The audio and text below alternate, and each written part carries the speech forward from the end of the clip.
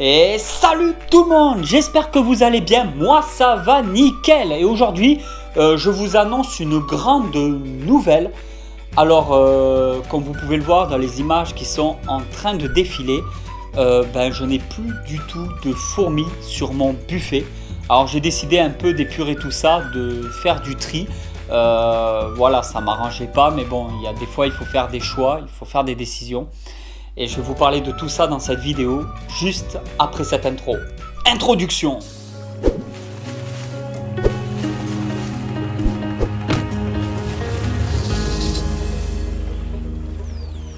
Voilà, à l'origine, c'était pas prévu que je me relance dans l'élevage de fourmis et encore moins au niveau de ce buffet. Donc c'était vraiment en attendant de trouver de meilleures solutions. La solution actuelle, je l'ai trouvée, donc c'est dans la vitrine. Alors oui, j'ai une vitrine. Dans cette vitrine là, je comptais faire des étagères exprès pour les fourmis. Le problème, c'est que j'ai beaucoup de nids en pierre reconstituée. Et le problème des nids en pierre reconstituée, c'est qu'ils sont très lourds. Et les vitres qui maintiennent la vitrine, c'est une épaisseur de 2 ou 3 mm. C'est quand même assez fin. Et elles se courbaient vraiment pas mal avec le poids. J'avais peur que ça casse sur le long terme. Donc j'ai décidé en fait de prendre les mesures donc, des étagères et d'y installer donc du bois à la place des étagères vitrées, de mettre des étagères en bois, des plaques de bois que j'ai prédécoupées dans un magasin de bricolage. Alors déjà d'une part il y a le côté esthétique qui est pour moi beaucoup mieux, il y a le côté résistance. Alors là le bois ne plie pas du tout, il résiste très bien, il supporte très bien le poids des colonies de fourmis.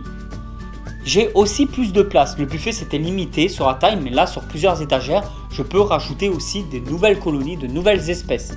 Je profite de cette vidéo pour vous montrer un petit peu le matériel que j'utilise chaque jour dans mon élevage de fourmis, des choses qui me seront utiles peut-être plus tard, qui me sont utiles tous les jours. Je vais vous montrer ça de suite. Voilà, alors je l'avais déjà montré dans une ancienne vidéo, mais je vais quand même vous le remontrer au cas où si vous ne l'aviez pas vu. C'est un microscope USB. Alors ça c'est un produit qui est pour moi limite fondamental, enfin c'est quelque chose de très important. C'est impressionnant en fait. Sur celui-là j'ai un zoom x1000. Avec une connexion donc sur port USB, ce qui me permet de le mettre sur ordinateur. Alors par contre il faut savoir qu'il vous faut un ordinateur qui accepte un petit CD-ROM pour pouvoir installer un logiciel pour utiliser ce microscope. Donc si vous avez un ordinateur portable et que vous n'avez pas de quoi mettre un CD, ça va poser des problèmes. Mais sur une tour d'ordinateur normale ou si vous avez un lecteur CD, c'est des petits CD comme ça en fait. Je ne sais pas comment ça s'appelle. Et ça va vous permettre d'utiliser ce microscope. Ce microscope va vous permettre de faire des vidéos et des photos d'une qualité un peu moyenne, on va dire la vérité, un peu bof. Mais ça vous permet d'avoir une grande observation de vos colonies, de voir s'il y a un problème de parasites, d'acariens, de pouvoir peut-être essayer de, de faire une identification sur certaines espèces si vous avez certains doutes. C'est un produit que je recommande fortement qui coûte entre 12 et 15 euros à peu près et un peu plus de 30 euros. Moi j'avais fait une moyenne, je crois que je l'avais acheté 25 ou 30 euros. Je voulais quand même mettre un minimum le prix même s'il y avait beaucoup moins cher et au cas où juste comme ça quoi. Mais je sais que vous pouvez en trouver des beaucoup moins chers à partir de 12 ou 14 euros sur le site Amazon. Microscope USB, là vous l'ouvrez. Il y a toute une partie donc lumière LED, donc ça fait une lumière blanche. Donc si vous observez des Messor Barbarus, c'est un peu mort. Mais tout ce qui est Phédol, Tétramorium, enfin, je l'ai cassé? Non, ça fait un drôle de bruit. Enfin voilà, ça dépend des espèces. Il y a des espèces qui supportent beaucoup moins la lumière et d'autres qui en ont rien à foutre. Donc le microscope USB, c'est quelque chose de très très bien. C'est un très bon produit. Alors, il me restait aussi une aire de chasse de chez Microphone. Voilà. Je ne l'utilise pas actuellement, mais je ne vais vraiment pas tarder à l'utiliser. J'ai un projet avec des Formica rufibarbis. C'est une espèce que j'avais à l'époque et que je compte bien ravoir un jour. Et je pense que cette aire de chasse serait vraiment très, très appropriée à cette espèce. Voilà, là elle est un peu sale, je la nettoierai. Mais c'est une aire de chasse qui me restait en rab, que j'avais acheté en trop, qui seront sûrement pour les Formica rufibarbis. Ensuite, il me reste encore ce nid-là. Il y a un peu de poussière, voilà, il n'est pas très propre non plus. Alors c'est un nid en plâtre. Ah oui, je rappelle, l'aire de chasse est en pierre reconstituée, c'est totalement increusable pour toutes les espèces de fourmis. Ce nid-là est en plâtre, mais c'est un plâtre résiné, donc normalement il n'est pas censé être creusable non plus, mais j'ai un peu moins confiance. Alors là, comme vous pouvez le voir, aire de chasse plexi avec couvercle. Voilà, ça c'est très intéressant. Comme je vous ai dit, je n'ai pas encore pris le temps de les nettoyer. Une aire de chasse. Là, il y a la partie normalement qu'on peut enlever. Voilà, la vitre qu'on peut enlever. Donc en fait, on peut le passer à l'eau et directement bien le nettoyer à l'intérieur. C'est un nid qui est pas au top du top, c'est sûr, mais pour certaines espèces ça fait largement l'affaire. Ici il y a un petit raccord pour ajouter un tuyau. Voilà, c'est un petit nid très bien, très propre, très stylé. Ensuite j'avais fait aussi une aire de chasse. Alors ceux qui me suivent depuis pas mal de temps le savent déjà. Pour les autres en fin de compte qui viennent d'arriver il n'y a pas si longtemps que ça, ils l'ont jamais vu. Il faudrait revoir mes vidéos en arrière. En fait, j'avais fait une aire de chasse dans une boîte de bonbons Haribo. Et en fait, cette aire de chasse, je les avais utilisée pour les Messeurs Barbarus. Et c'est vrai qu'il n'y avait aucun problème. C'était vraiment super. Ici, on a un tuyau de raccord. En fait, comme ça, on rajoutait des raccords et on pouvait le mettre à un nid. Pour ceux qui ne savent pas, je fais un petit rappel. Les aires de chasse, on peut appeler ça aussi aire de fourragement, ADC ou ADF. Et ça va vous permettre tout simplement, ça va permettre à vos fourmis de récolter soit la nourriture ou de chasser. Donc en fait ça se raccorde avec un nid. Voilà, il faut toujours une partie nid, une partie aire de chasse quand vous avez des fourmis, quand vous avez une colonie. En fait le couvercle il s'ouvre, donc ça je l'avais fait en plâtre avec un petit peu de colorant. Il y a un tuto là-dessus sur la fabrication, c'est pas tip-top, hein. Je dis pas que c'est parfait. Mais franchement c'est pas mal du tout. Moi j'aime bien, c'est pas exceptionnel mais j'aime bien. Et là en fait avec de l'huile de paraffine au niveau du couvercle pour éviter les évasions. Ensuite j'utilise beaucoup de tubes. Alors là c'est du tube plastique hein, tout simple.